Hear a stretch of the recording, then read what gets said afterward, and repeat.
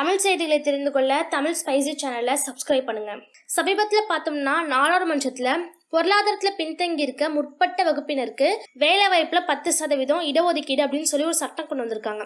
இந்த சட்டத்தை யார் கொண்டு வந்திருக்கா அப்படின்னு பார்த்தோம்னா பாஜகவினர் தான் இந்த சட்டத்தை கொண்டு வந்திருக்காங்க. பாஜகவுக்கு எதிராக இருக்க காங்கிரஸ் கட்சி கூட இந்த சட்டம் வேணாம் அப்படின்னு சொல்லல. ஆனா திமுக மட்டும் நாடாளுமன்றத்தில் இந்த சட்டத்துக்கு எதிராக குரல் கொடுத்திருக்காங்க. கனிமொழி மட்டும் நாடாளுமன்றத்தில் தனியா இந்த இடஒதுக்கீடு மசோதாவுக்கு எதிராக குரல் கொடுத்திருக்காங்க. இதனால கனிமொழியை பல பேர் பாராட்டினாலும் இந்த சம்பவம் திமுகவுக்கு ஒரு பெரிய சிக்கலை தான் ஏற்படுத்திருக்கு.